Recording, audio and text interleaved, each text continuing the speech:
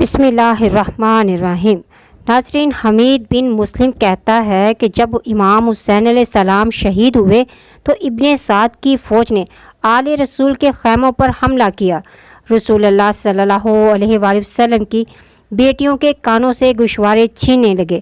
نہ صرف چادریں لوٹی گئی بلکہ امام حسین علیہ السلام کے لاش مبارک کو بھی لوٹ لیا گیا۔ ناظرین، آج کی اس ویڈیو میں ہم آپ کو بتائیں گے کہ کس کس نے امام حسین علیہ السلام کا لاشا لوٹا اور اس کا انجام بد کیا ہوا۔ لیکن اس سے پہلے میری آپ سے درخواست ہے، اگر آپ نے میرے چینل کو سبسکرائب نہیں کیا تو میرے چینل کو سبسکرائب کر لیں تاکہ ہر نئی ویڈیو کا نوٹیفیکیشن آپ کو مل سکے۔ ناظرین، جب بنی بکر بن وائل کی ایک عورت نے یہ منظر دیکھا جو اپنے شوہر کے ساتھ ابن سعد کی لشکر میں موجود تھی، برداشت نہ کر پائی۔ بس اس نے تلوار ہاتھوں میں لے کر خیمے سے نکل آئی اور آواز بلند کہنے لگی، اے قبیلہ بنی بکر بن وائل، کیا رسول اللہ کی بیٹیاں لوٹی جائیں گی؟ اللہ کے سوا کسی کا فیصلہ نہیں چل سکتا۔ کوئی ہے جو رسول اللہ کا بدلہ لے؟ بس اس عورت کا شوہر آیا اور اسے واپس خیمے میں لے گیا۔ راوی کہتا ہے کہ اس کے بعد خیموں میں آگ لگائی گئی۔ جب عورتوں اور بچوں نے آگ کے شعلے دیکھے تو رسول ذاتیاں برہنہ سر و پا خیموں سے باہر آئی، اور جب ان کی نظر اپنے مقتولین پر پڑی تو گریہ و بکا کی آوازیں بلند ہو گئی۔ راوی کہتا ہے کہ واللہ میں وہ منظر نہیں بھول سکتا جب زینب بنت علی نے اپنے بھائی کی لاش بے گور و کفن دیکھی تو انتہائی غمگین آواز میں ان الفاظ میں امام حسین علیہ السلام پر بیان کیا، نانا محمد مصطفیٰ، آپ پر ملائکہ آسمان کے صلوات پڑھتے ہیں۔ یہ تیرا حسین ہے جو خاک و خون میں غلطاں ہے، ان کے اعضاء کٹے گئے، ہوا ان کی لاش پر خاک اڑا رہی ہے، اور یہ تیری بیٹیاں ہیں جن کو قیدی بنا لیا گیا۔ میں اللہ اور محمد مصطفیٰ، علی و مرتضیٰ، حمزہ سید الشہداء اور فاطمہ الزہرا سے اپنے مصائب کی شکایت کرتی ہوں۔ ناظرین، امام حسین علیہ السلام کی شہادت کے بعد یزیدیوں نے سرکشی شروع کر دی، ظلم اور تجاوز کرنا شروع کر دیا۔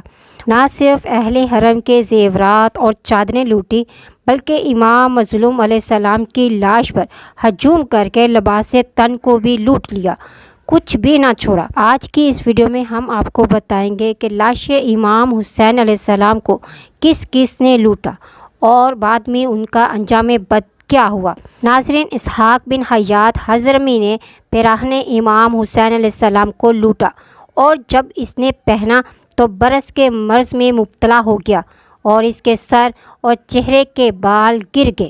امام علیہ السلام کے اس پیراہن میں 113 سوراخ تھے۔ بعض روایات میں 119 بھی بیان ہیں جو نیزوں، تیروں اور تلواروں کی وجہ سے ہوئے تھے۔ امام جعفر صادق علیہ السلام فرماتے ہیں، امام حسین علیہ السلام کے بدن میں 33 نیزوں کے زخم اور 43 زخم تلواروں کے نمایاں تھے۔ آپ کا امامہ، امام مظلوم علیہ السلام کا امامہ اخنس بن مرثد بن علقمہ نے لوٹا۔ جب اس نے امامہ اپنے سر پر باندھا تو دیوانہ اور مجنون ہو گیا۔ نالین مبارک، امام حسین علیہ السلام کی نالین مبارک اسود بن خالد نے چرائی۔ انگشتری یعنی انگوٹھی، امام حسین علیہ السلام کی انگوٹھی بہتل بن سلیم نے لوٹی، اور انگوٹھی اتارنے کے لیے امام علیہ السلام کی انگلی بھی کاٹ ڈالی۔ جناب مختار سقفی نے انگوٹھی اتارنے اور انگلی کاٹنے کے جرم میں اس ملعون کے ہاتھ اور پاؤں کاٹ دیے، اور وہ اپنے خون میں تڑپتا ہوا واصل جہنم ہوا۔ ریشمی کپڑا، قیس بن اشعث نے ایک ریشمی کپڑا لوٹا۔ یہ ملعون جزام میں مبتلا ہوا اور گھر والوں نے اسے اپنے سے دور کر دیا اور اسے گندگی پر ڈال دیا۔